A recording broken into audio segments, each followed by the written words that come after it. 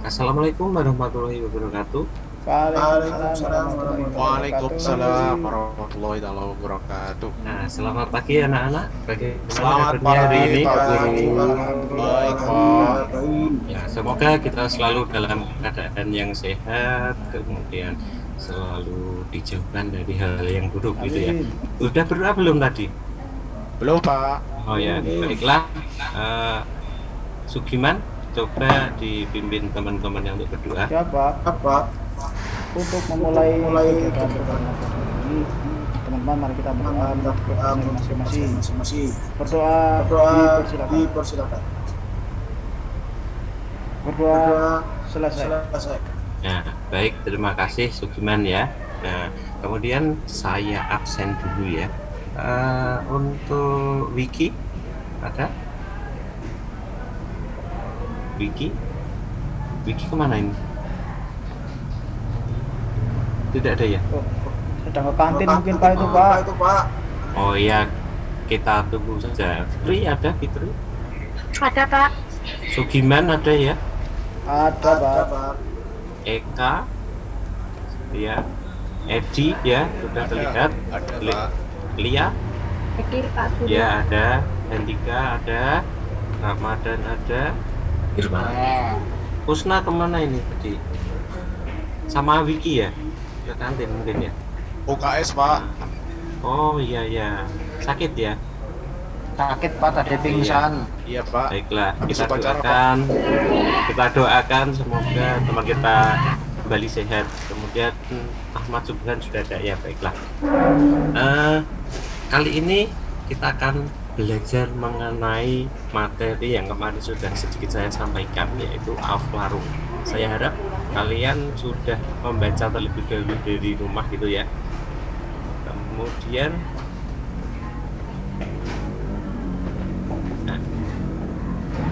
materi pokoknya adalah melanjutkan yang kemarin ya, pemikiran yang melandasi peristiwa-peristiwa penting di Eropa antara lain Renaissance, merkantilisme, reformasi gereja, Aufklärung, revolusi industri, dan pengaruhnya bagi kehidupan bangsa Indonesia serta bangsa lain di dunia pada masa kini. Nah, kita kemarin sudah mempelajari abad ke-8 gitu ya, dimulai dari Renaissance, merkantilisme, reformasi gereja. Nah, sekarang sub materi pokok kita sampai pada materi Aufklärung gitu. Kemudian berikutnya ya, kompetensi dasarnya adalah menganalisis pemikiran-pemikiran yang melandasi peristiwa-peristiwa penting di Eropa antara lain Renaissance, merkantilisme, reformasi gereja, Aufklärung, revolusi industri, dan pengaruhnya bagi kehidupan bangsa Indonesia serta bangsa lain di dunia pada masa kini. Ya. Kemudian untuk indikator yang akan kita capai setelah kita mempelajari materi ini, ya, diharapkan ya peserta didik, yaitu kalian, dapat menjelaskan pengertian Aufklärung dan latar belakang Aufklärung. Yang kedua, peserta didik dapat menganalisis proses Aufklärung, kemudian menganalisis pengaruh Aufklärung bagi kehidupan bangsa Indonesia serta bangsa lain di dunia pada masa kini. Kemudian berikutnya, untuk keterampilannya ya, yaitu membuat karya tulis tentang pemikiran-pemikiran yang melandasi peristiwa-peristiwa yang sudah kita sebutkan tadi ya. Nanti menyajikannya, dan yang pertama adalah dalam bentuk diskusi, kemudian akan kita presentasikan ya. Yang kedua adalah menyusun karya tulis tentang Aufklärung, begitu ya, paham ya sampai di sini ya. Kita lanjutkan. Tujuan pembelajaran ya. Setelah mengikuti proses pembelajaran ya, tadi sudah sedikit saya singgung ya, dapat menjelaskan apa itu Aufklärung, bagaimana latar belakangnya, bagaimana prosesnya, kemudian menganalisis pengaruhnya ya Aufklärung bagi kehidupan bangsa Indonesia dan bangsa lain di dunia pada masa kini ya. Terus kemudian untuk keterampilannya, yaitu nanti kalian akan dibagi menjadi beberapa kelompok untuk berdiskusi, kemudian mempresentasikan hasil diskusinya. Yang kedua adalah menyusun makalah tentang Aufklärung. Nah, kita sedikit mengingat kembali, yaitu ya, apa itu Aufklärung. Namun kita ingat kemarin kita sudah mempelajari abad pertengahan ya. Kita mengingat kembali apa itu abad pertengahan, yaitu abad atau abad pertengahan atau sering kita sebut dengan abad ke-8 gitu ya Nana ya. Dipakai untuk menyebut periode waktu antara zaman kuno dan zaman modern ya. Jadi zaman ini periode antara zaman kuno dan zaman modern. Zaman kuno itu mengacu pada masa sebelum abad pertengahan. Jadi sebelum abad pertengahan di Eropa itu disebut dengan zaman kuno, sedangkan setelah abad pertengahan disebut dengan zaman modern gitu ya. Kemudian berikutnya ada penandanya ketika berakhirnya abad pertengahan itu ditandai dengan adanya Renaissance gitu ya. Kemarin ada kota Italia sebagai kota lahirnya Renaissance dan munculnya kaum humanisme, kemudian ada sistem ekonomi merkantilisme gitu ya. Walaupun pada akhirnya dari sistem ekonomi ini melahirkan juga kolonialisme dan imperialisme pada akhirnya ya. Itu akan kita bahas cuma berikutnya ya. Kemudian tadi ada Renaissance, merkantilisme, ada reformasi. Nah, sekarang kita akan membahas mengenai abad pencerahan atau dalam bahasa Jerman disebut dengan Aufklärung dan dalam bahasa Inggris Age of Enlightenment gitu ya, dengan beberapa ciri-ciri ya terkenal, beberapa istilah, ada Sapere Aude, kemudian ada deisme gitu ya. Kemudian peta konsep mengenai Aufklärung ya, jadi ini pengertian proses pengaruh bagi dunia dan pengaruhnya bagi bangsa Indonesia ya, sampai di sini jelas ya. Kemudian ya, tadi kita sedikit mengingat kembali apa itu Renaissance. Saya akan sedikit memberikan gambaran kepada kalian ya mengenai masa Aufklärung gitu. Ya, kita tadi sudah mengingat apa itu Renaissance ya. Jika kita ingat Renaissance merupakan peralihan dari zaman pertengahan ke zaman modern dan dianggap sebagai masa peremajaan bangsa gitu ya. Maka ya kalau Aufklärung yaitu merupakan masa pendewasaannya. Kalau tadi masa peremajaannya, ini masa pendewasaan bagi bangsa Eropa. Ya meski keduanya sama-sama membawa pencerahan bagi penduduk Eropa, tapi dua peristiwa ini merupakan peristiwa yang berbeda. Istilah Aufklärung tadi sedikit saya singgung berasal dari bahasa Jerman gitu ya, yang artinya adalah pencerahan karena di abad pertengahan tadi kan disebut dengan abad ke-8 ya, karena dikuasai oleh suku barbar ya, Odoaker gitu ya. Kemudian mengingat jatuhnya Romawi Yunani yang tidak ada kemajuan yang disebut abad ke-8. Nah, maka di Aufklärung ini disebutnya dengan abad pencerahan. Dalam bahasa Inggris dikenal dengan Enlightenment. Abad pencerahan suatu periode dalam sejarah manusia yang ditandai dengan optimisme yang tinggi pada kemampuan rasio manusia untuk menciptakan kemajuan. Nah, kenapa ya itu hubungannya dengan kemarin kita mempelajari Renaissance dan khususnya adalah reformasi gereja begitu, sambil kita mengingat materi yang sudah kita pelajari kemarin ya. Kemudian saya sedikit memberikan gambaran seperti itu ya. Nanti kita akan berdiskusi setelah ini ya. Saya akan membagi kalian menjadi beberapa kelompok ya. Ya. Sambil saya bagikan, minta tolong Lia maju ya. Ini ada modul yang bisa kalian bagikan kepada teman-teman. Ya, kemudian buku paket kalian sudah membawa masing-masing. Ya, kemudian berikutnya untuk LKPD-nya nanti bisa kalian gunakan handphone kalian masing-masing ya. Nanti akan saya jelaskan lagi ya. Bagaimana akan mengerjakannya ketika kalian membuka link itu nanti ada petunjuknya.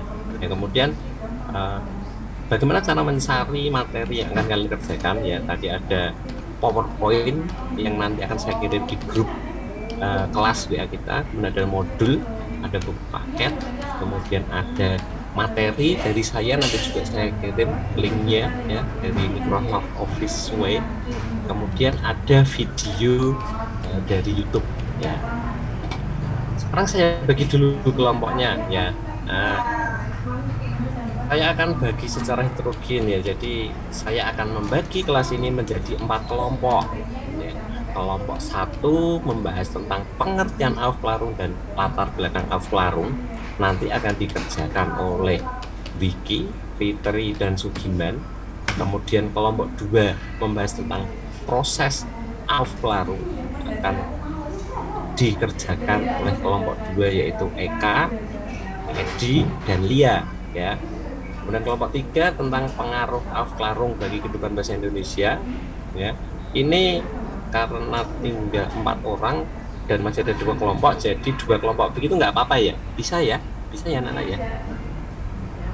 Ya baiklah. Kemudian Bapak. ya itu kelompok 3 ya, pengaruh Aufklärung bagi bahasa Indonesia, ada Handika sama Ramadan ya. Untuk kelompok 4 pengaruh Aufklärung bagi dunia, nanti bisa dikerjakan Kusna dan Subhan gitu.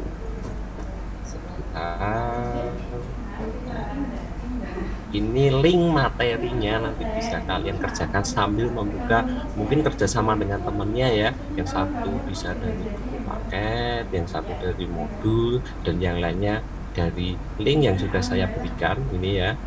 Nanti bisa kalian buka begitu. Kemudian untuk LKPD-nya, untuk LKPD-nya nanti juga bisa kalian kerjakan. Terlihat ya? Ayo, jangan pada tidur, ini masih pagi nih. Iya, Enggak, Pak. terlihat Pak. Oh ya. Ini untuk lembar kerjanya bagi kalian nanti untuk mengerjakan seperti biasanya. Nanti kalian isi kelompok berapa, kelasnya, kemudian anggota kelompok ada siapa saja, ditulis 1, 2, 3 gitu.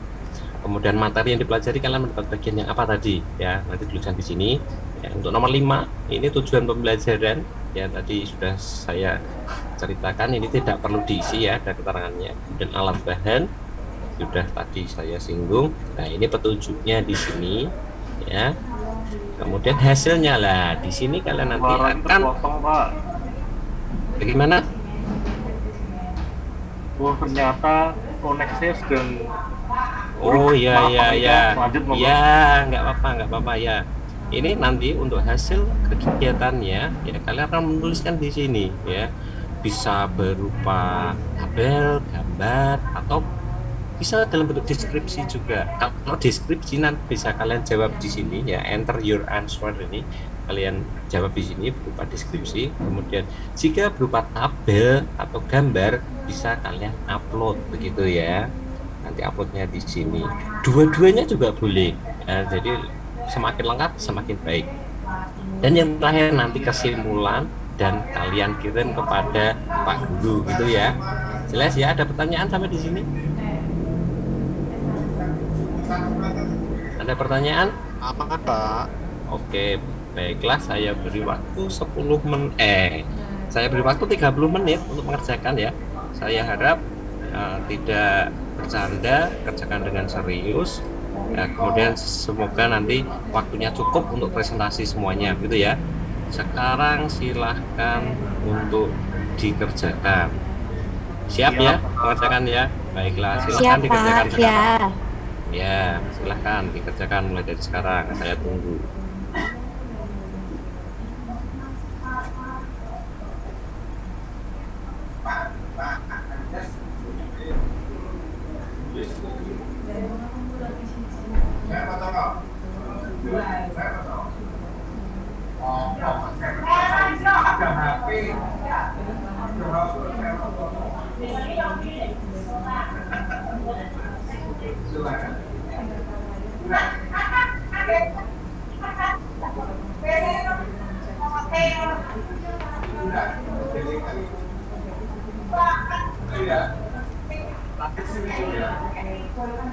Ayo, kerjasama ya.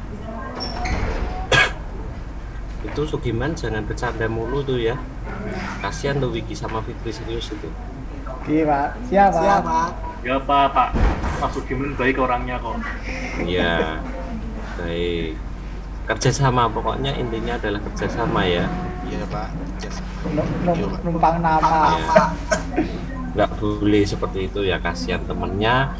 Nanti temennya pada pinter-pinter, nanti kamu nggak bisa ngerjakan tes, nilaimu kurang baik nanti ya. Jadi semua harus bekerja sama, sehingga ketika presentasi pun nanti juga harus sama-sama itu ya. Semua harus paham mengenai materi untuk kelompoknya.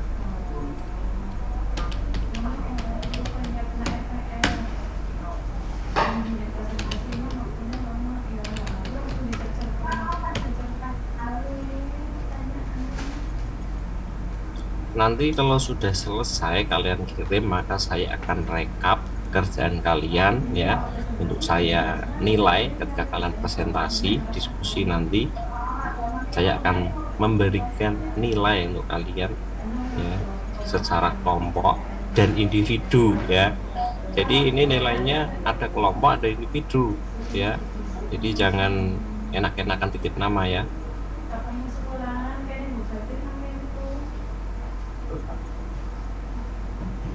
Ya, ini sudah masuk satu ini.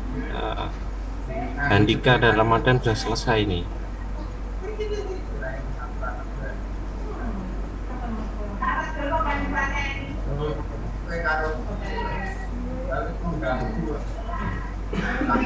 Sudah selesai semuanya? Ayo segera dikirim ya. Sudah ya. Baiklah. Kita akan mulai presentasi. Ya, tapi secara acak ya, akan saya ambil dari kelompok 4 dulu, kemudian kelompok 1 sesuai dengan tadi ya, kalian mengirimkannya ya, tadi kelompok 4 itu ya, dan kelompok 3 ya. Ini ya, silahkan kelompok 4 untuk maju ke depan. Kelompok 4 tadi siapa? Kelompok 4 ya. Kelompok 4 ada Kusna dan Wiki, yo salah satu, berdua, silahkan dipresentasikan. Ayo maju ke depan. Saya? Wiki. Bukan saya kelompok 1 Pak. Enggak, kamu kelompok 4 ini. Oh, Kelompok 4 kan tadi ya, pengaruh ini. Ini yang kamu kirim tadi pekerjaanmu kan? Oh iya Pak. Ya, silakan Wiki. Jadi pengaruh Alfarung bagi Indonesia, pengaruhnya terjadi pada politik etis Pak. Jadi dengan adanya Alfarung ini melahirkan generasi yang siap mengisi pos industri Belanda di Indonesia. Kemudian karena sudah muncul golongan terdidik, sehingga ini menguntungkan Belanda dalam tadi ya Pak, menyerap tenaga kerja yang sudah terdidik dan bisa dibayar murah karena berasal dari rakyat yang dijajah, bukan orang Eropa gitu Pak, jadinya bisa dibayar murah versi mereka. Kemudian nantinya etis ini sendiri itu terdiri atas edukasi, edukasi dan integrasi Pak Maika. Oh ya, baik, kelompoknya kelompok 4 ya, Wiki dan Kusna, baik sekali, bagus. Beri tepuk tangan untuk teman kalian ya, bagus sekali. Jadi pengaruh Alfarung bagi Indonesia nanti akan kita bahas setelah selesai nanti ya. Sekarang yang berikutnya kelompok 3. Kelompok 3 tadi ada siapa? Handika dan Ramadan. Ayo silahkan dipresentasikan. Siapa? Ya, silahkan Ramadan dan Handika. Pengaruh Alfarung bagi dunia. Alfarung menyebabkan banyak hal penting yang terjadi di dunia ini. Berbagai wilayah di dunia, mulai dari masyarakat hingga kehidupannya pun banyak yang terpengaruh oleh adanya masa Alfarung. Apa saja pengaruhnya? Yang pertama, berkembangnya paham liberalisme dan nasionalisme. Alfarung mendorong munculnya ideologi-ideologi baru karena mengedepankan dan memaksimalkan kemampuan akal manusia. Kedua, munculnya penemuan-penemuan baru dalam bidang ilmu pengetahuan dan teknologi. Ya, baiklah, bagus sekali ya kelompok 3 ya. Ini ada Handika dan Ramadan, beri tepuk tangan untuk teman kalian ya. Kemudian berikutnya ada kelompok 1. Ya, kelompok 1 tadi ada Subhan, ada Fitri dan Sugiman. Ayo silahkan dipresentasikan untuk kelompok 1. Fitri aja Ya. Pak. Cepat. Saya Pak. Oh ya, baik Fitri silahkan. Ya, pengaruh Aufklärung. Masih ingatkah Anda tentang peristiwa Renaissance?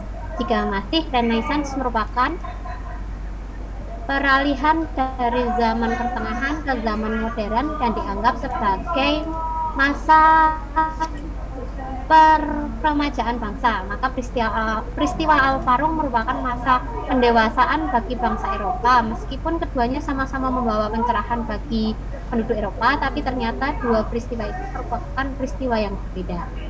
Istilah Aufklärung berasal dari bahasa Jerman yang berarti pencerahan, yang dalam bahasa Inggris dikenal dengan, gimana Pak bacanya? Susah. Abad pencerahan. Enlightenment. Oh iya itu Pak, saya bahasa Inggrisnya agak Enlightenment. susah ini. Iya, Suatu sambil belajar. periode Enlightenment. dalam sejarah manusia yang ditandai dengan optimisme yang tinggi pada kemampuan rasio manusia untuk menciptakan kemajuan. Nama pencerahan diberikan untuk zaman ini dikarenakan manusia mulai mencari cahaya baru melalui rasionya sendiri. Begitu Pak, Oh, mereka. sudah ya, baiklah. Kerja yang bagus sekali, kerja kelompok antara Subhan, Fitri dan Sugiman ya. Baik, beri tepuk tangan untuk teman kalian ya. Jadi begitulah ya. Nanti akan ya, setelah ini nanti saya nilai ya. Besok nilainya akan saya bagikan kepada kalian, baik itu kelompok 1, 2, 3 dan 4, atau maupun untuk nilai individunya dan nilai kelompok nanti akan saya bagikan pertemuan berikutnya ya. Kemudian ya, setelah kita mempelajari tadi dari hasil diskusi ya, Aufklärung merupakan ya abad pencerahan, adalah suatu periode dalam sejarah manusia yang ditandai dengan optimisme yang tinggi pada kemampuan rasio manusia untuk menciptakan kemajuan. Optimisme itu muncul karena keberanian menggunakan rasio itu telah terbukti melahirkan perubahan besar ya. Itu tampak sangat ilmuwan mikir Sof ya. Penemu para ilmuwan pada masa menjelang munculnya optimisme beneran memicu lahirnya banyak kemajuan dalam ilmu pengetahuan dan teknologi, dan itu kita rasakan sampai sekarang ini ya. Di sini tadi kita para ilmuwan. Nah, siapa sih para ilmuwan ya? Gitu ya. Saya kenalkan di sini ya. Ya. Tadi kita slogan Aufklärung itu ada Saber Aude yang berarti beranilah berpikir sendiri ya. Itu dari Immanuel Kant ya, filsuf asal Jerman ya, yang dia mengajak orang-orang untuk semakin berani dan bebas menggunakan akalnya. Menurut Immanuel Kant, manusia masih belum yakin akan kemampuan akalnya untuk menciptakan kemajuan dan kebahagiaan di dunia. Kalau kalian ingat lagi kemarin ya, mempelajari Renaissance, reformasi gereja, nah ini ada hubungannya ya. Manusia belum mampu melakukan hal tersebut berarti tanda bahwa manusia tersebut belum dewasa. Nah ini gambarnya dari Immanuel Kant gitu ya.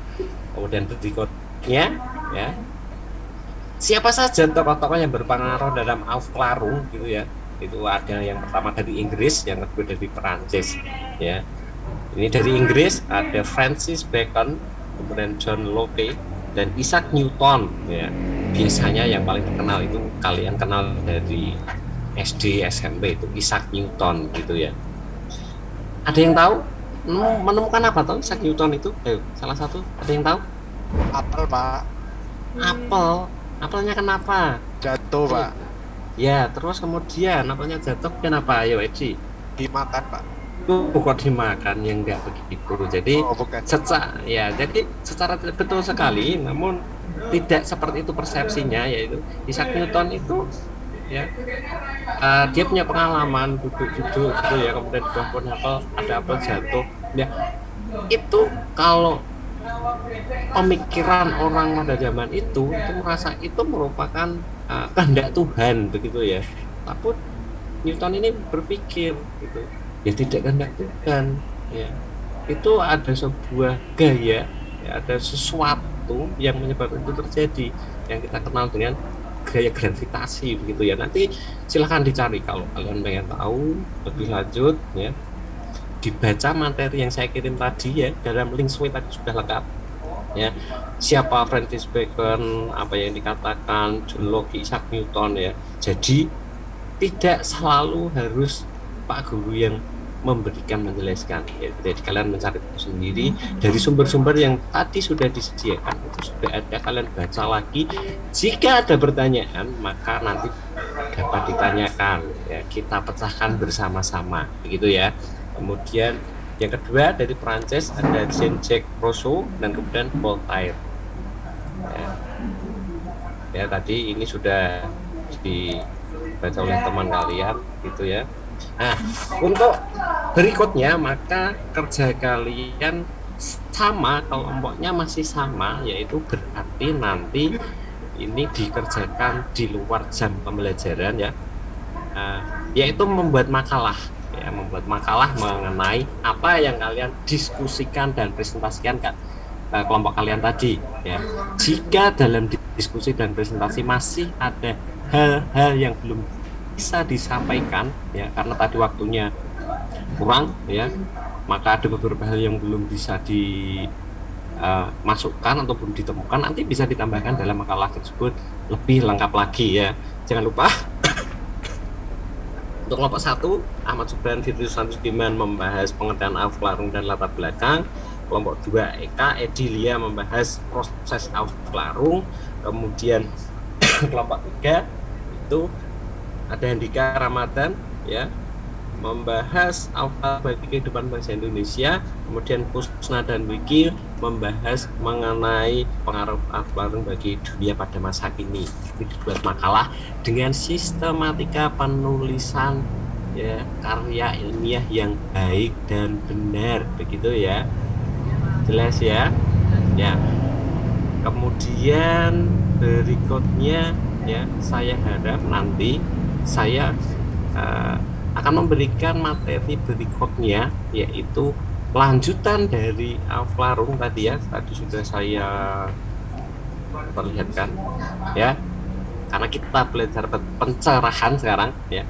Lanjutannya nanti mengenai revolusi industri, ini puncaknya pemikiran-pemikiran ditemukan hal-hal baru dalam bidang ilmu pengetahuan dan teknologi gitu ya.